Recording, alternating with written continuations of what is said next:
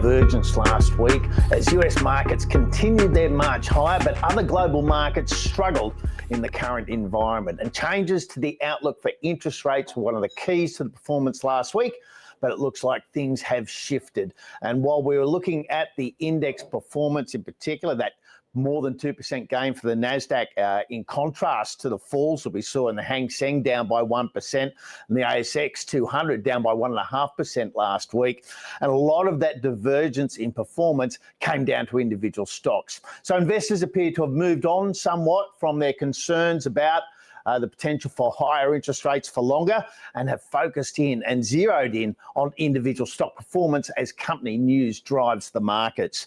Nvidia had a conference last week and as part of that unveiled some plans which investors responded very strongly to. Its shares rose by more than 8%, as did Alphabet and as did Amazon. And of course, Alphabet and Amazon reporting their quarterly result last week and clearly pleasing shareholders with what management unveiled with those good gains. And the contrast, of course, was Meta. Its shares were down 13% after it disappointed both on earnings and on the outlook. And so individual stock performance was one of the keys to the overall market performance, and that could well continue this week. We've got another very hectic week of earnings reporting in the US with a lot of names like Berkshire Hathaway and Advanced Micro Devices reporting. And locally here in Australia, we'll also be hearing from the major banks as they report out of cycle on their quarterly earnings. We've heard from Westpac already this morning and some disappointment at the contraction that it saw in its mortgage book, or rather the less than system growth there around 5% for mortgages. That's seen as Westpac giving up some competitive advantage in the very important mortgage space. And although it managed to improve margins elsewhere, we could see a negative reaction to Westpac's announcement in trading today. Later in the week, we'll hear from the NAB and a couple of others. We've also got the RBA interest rate decision tomorrow. Now, at the moment, the market has moved right away from the potential for any reduction in interest rates. Interest rate traders giving it an almost zero chance of any change tomorrow from the RBA.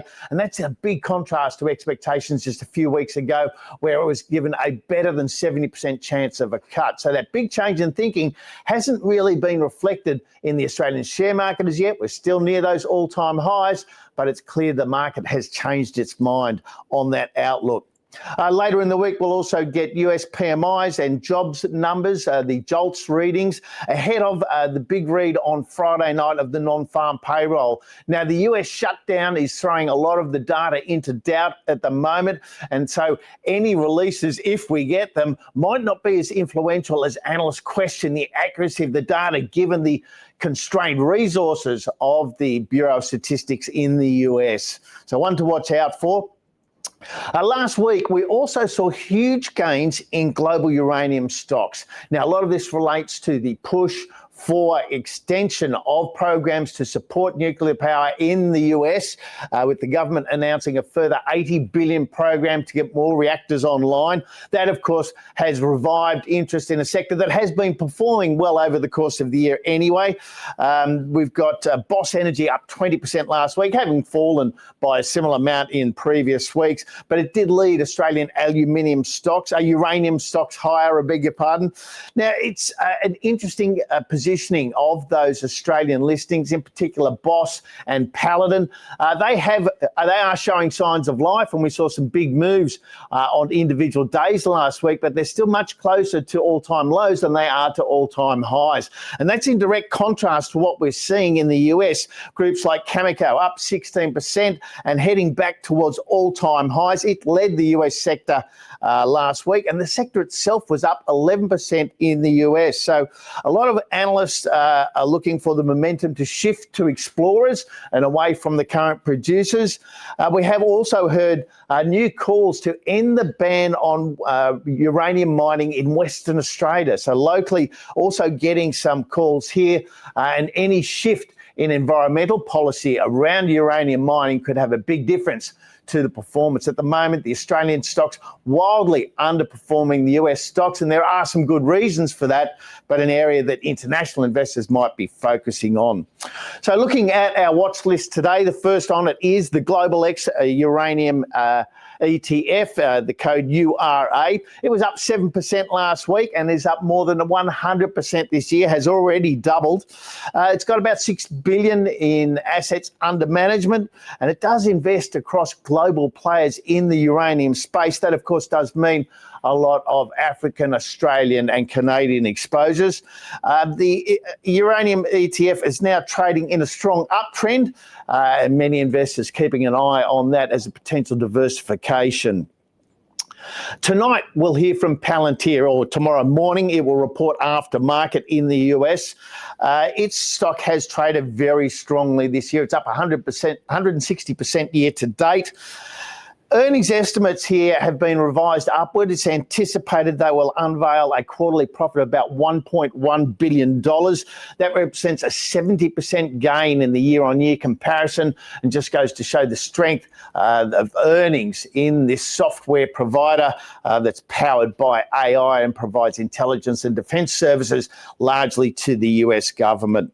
Another strong report predicted there tomorrow morning, our time. And locally, looking at Westpac's report this morning, overall net profit was down 1%.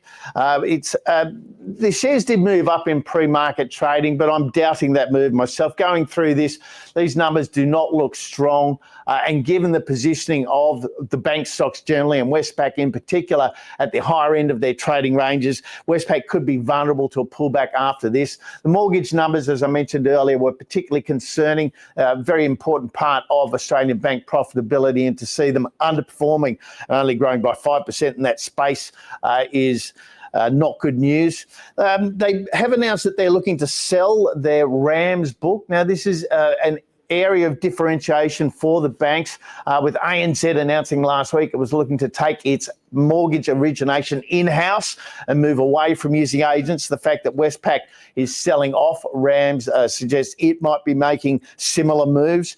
Westpac does have an underperform rating on our platform, but the stock is up 20% year to date. A lot of investors look to that dividend yield, which is often fully franked, as one of the key reasons to stay in Westpac stock.